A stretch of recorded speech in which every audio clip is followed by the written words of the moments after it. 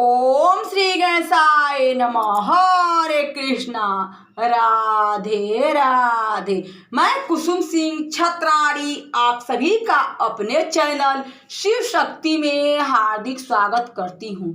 आज मैं आप लोगों को शिव महापुराण के षष्ठ कैलाश संहिता के 12वां अध्याय की कथा सुनाने जा रही हूँ। संन्यास की विधि वर्णन। सूत जी बोले, हे महाभाग मुनीश्वर वामदेव, तुम धन्य हो। तुम बड़े ही शिव भक्त और शिव ज्ञान जानने वालों में श्रेष्ठ हो। तुमको त्रिलोकी में कुछ भी अविदित नहीं है, फिर भी लोक कल्याण की दृष्टि से मैं तुमसे कहता हूँ, इस लोक में जीव अनेक शास्त्रों से मोहित हो रहे हैं, जिससे परमेश्वर की विचित्र माया को नहीं जान पाते। प्रभु ही साक्षात महेश्वर हैं और जिसे मोहित प्राणी नहीं जानते। यद्यपि वही देव सगुण निर्गुण और ब्रह्म तीनों को प्रकट करने वाले और परम देव हैं। मैं अपनी दाहिनी भुजा उठाकर सौगंध पूर्वक कहता हूँ कि यह सत्य है और सत्य है। प्रभु का अर्थ तो साक्षात शिव जी ने ही किया है और श्रुति स्मृति शास्त्र पुराण और आगमों ने भी किया है, जिनमें मनमानी का कोई गम नहीं है और जिसे पाकर विद्वान कभी भयभीत नहीं होता। ब्रह्म रुद्र इंद्र पूर्वक यह सारा जगत वही उत्पन्न करते हैं और वह कभी भी कहीं से उत्पन्न नहीं होते हैं।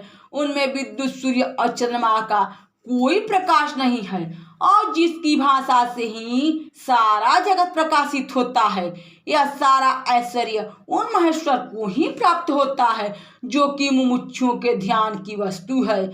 वहीं सर्वव्यापी निर्गुण सगुण निष्कल तथा शिव हैं। स्थूल सूक्ष्म और उससे भी परे है, यह उनके 3 रूप हैं।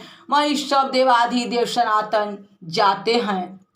सनातन निष्कल और ज्ञान क्रिया के स्वभाव वाले हैं और परमात्मा भी कहे जाते हैं। वहीं देव पंचक और कला पंचक भी हैं। उनका मन सर्वदा शुद्ध स्फटिक मणि के समान प्रसन्न और शीतल रहता है, जिनके 5 मुख 10 भुजा और 15 नेत्र हैं, जो ईशान देव मुकुटयुक्त पुरातन पुरुष और अघोर हृदयी वामदेव गु और प्रदेशवान हैं।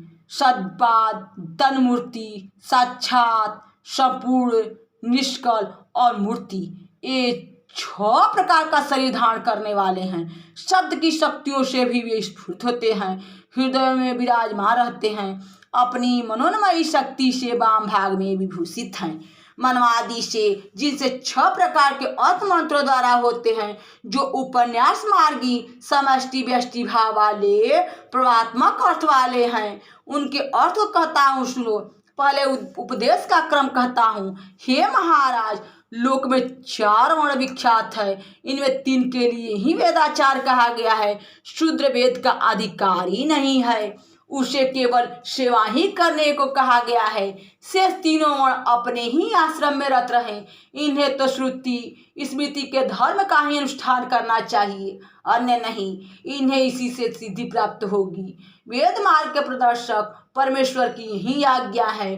तब श्रुति स्मृति आदि जैसा कहते हैं, उसी के अनुसार वर्षाम धर्म से अपने आचार्यों द्वारा परमेश्वर की पूजा करें, जिसके की करने से कितने ही श्रेष्ठ मुनियों ने सायुज्यता प्राप्त की। यहाँ शिव महापुराण के षष्ठ कैलाश संहिता के 12वां अध्याय की कथा समाप्त हुई।